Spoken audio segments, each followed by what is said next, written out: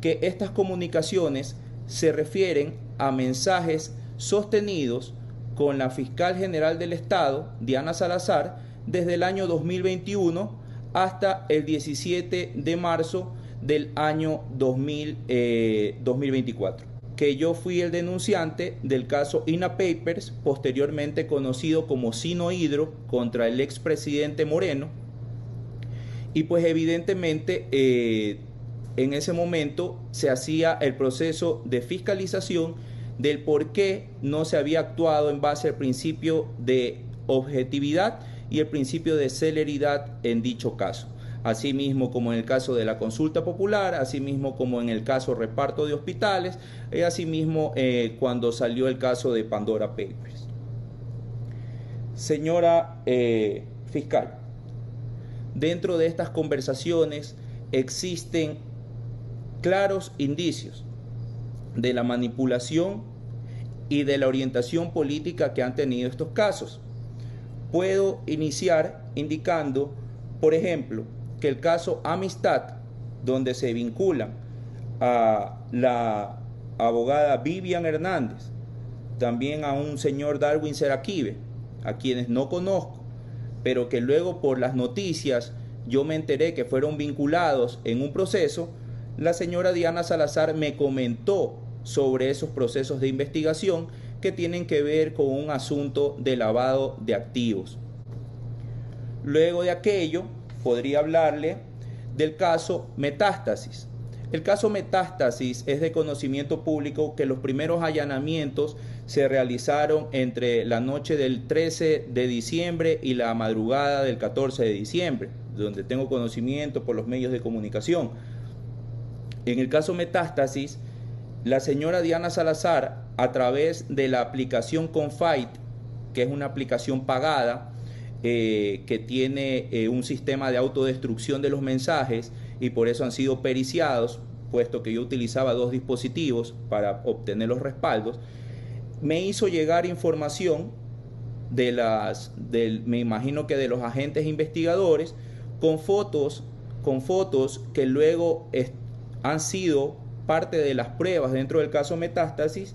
en los cuales constaban los chats entre el narcotraficante Leandro Norero y unos supuestos alias. En ese momento, imagínense, 4 de septiembre del año 2023, es decir, casi 4 meses antes de que salga el caso Metástasis, la señora Diana Salazar ya me había indicado que el proceso se estaba investigando por unos supuestos chats entre este narcotraficante Leandro Norero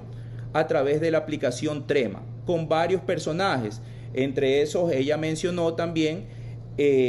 al que era entonces presidente del Consejo Nacional de la Judicatura, Wilman Terán.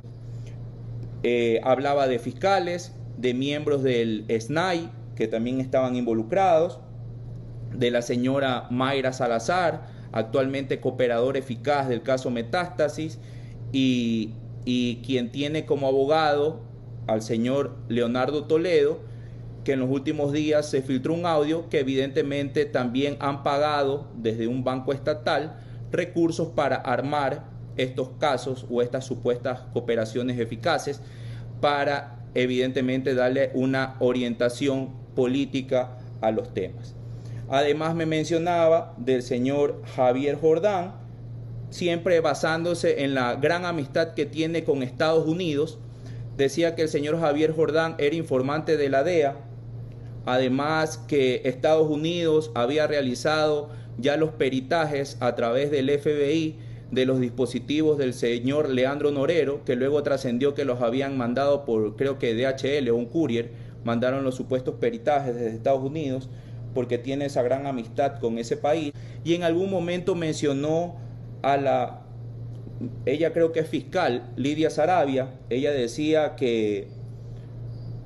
ella apoyaba a Lidia Saravia y que no iba a estar a favor del juez. Eso decía la señora Diana Salazar. Y dentro de esos mismos chats que ella me compartió,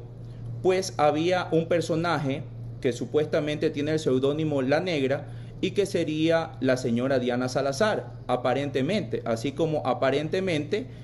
pero ahora vinculado, yo soy supuestamente el ruso. Entonces, hay los mensajes donde también la misma señora Diana Salazar indica que yo no tengo absolutamente nada que ver porque ese personaje no realiza las cosas que yo en su momento había ejecutado desde la Asamblea Nacional dentro del marco de mis competencias como legislador. La información que supuestamente contenían los celulares del señor Leandro Norero fue periciada, según me comentó la señora Diana Salazar, en Estados Unidos por un equipo del FBI, y que además, cuando ella me comentó sobre todos estos temas, me decía que no haga absolutamente nada porque lo único que haría es demostrar que teníamos una comunicación. Ahí hacer un paréntesis. Este tema de la comunicación entre la señora Diana Salazar y yo, públicamente quizás se veía mal, puesto que yo pertenecía a una organización política que estaba fiscalizándola a la señora fiscal general del Estado y que en este momento todavía mantiene activo, que está suspendido un tema de un juicio político en contra de ella. Entonces públicamente pues ella no quería que se sepa que manteníamos este tipo de comunicación. Además, sobre este caso existió también coordinación con el actual presidente de la República, Daniel Noboa, puesto que en un mensaje ella me indica que ya había hablado con Daniel Noboa y que el tema era mantener un discurso político de cero tolerancia a la corrupción, supuestamente con todo este caso que estaban armando. De ahí podría comentarle sobre el caso Villavicencio, donde ella me comentó sobre las personas que fueron detenidas, que luego fueron asesinadas dentro de los centros de rehabilitación social y también por el supuesto cooperador eficaz, un señor Aguas, que ese testigo se hizo agua porque luego salió a decir que él no sabía y que no quería hablar y que lo estaban presionando. Y en ese sentido también me indicó que los dispositivos del señor Fernando Villavicencio no eran dispositivos físicos, sino eran un volcado de la nube que asimismo habían obtenido, no sé de qué forma, eso no me lo comentó, que habían obtenido para poder extraer esa información. Además de aquello, me mencionó que el señor Fernando Villavicencio era un informante también de los Estados Unidos. Ella tenía mucha coordinación con el embajador de ese entonces de Estados Unidos, el señor Michael Fitzpatrick, en el cual ella me comentaba que hacía reuniones en su casa donde definían qué se iba a hacer o cuál era la línea a seguir para hacer pública sobre estas ideas o estos elementos que ella me comentaba. Además, señora fiscal, cuando el entonces candidato Fernando Villavicencio fue asesinado, mediáticamente hicieron una campaña para acusar a quien estaba de candidata de una organización política y a esta organización política de ser los autores intelectuales del asesinato del señor Fernando Villavicencio, cuando ya la Fiscalía General del Estado, la señora Diana Salazar, tenía conocimiento que eran los líderes de la organización delincuencial Los Lobos quienes habían perpetrado este ataque contra el político. Permitieron que existe este linchamiento mediático contra la organización política y evidentemente tenía el objetivo de incidir en las elecciones que se realizaron en el 2023. Y todo esto también, según ella me comentó, en conocimiento del señor Michael Fitzpatrick, embajador de Estados Unidos en ese momento. En el caso Villavicencio, además,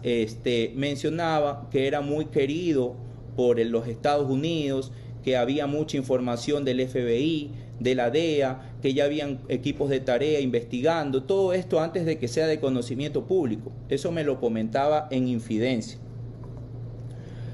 Dentro del siguiente caso, del caso León de Troya, puedo comentarles que ella me comentó, antes de que se den las acciones, de que se iba a hacer el cambio del tipo penal del presunto narcotráfico que existiría en el caso León de Troya a un caso de tráfico de influencias que se termina concretando a través del caso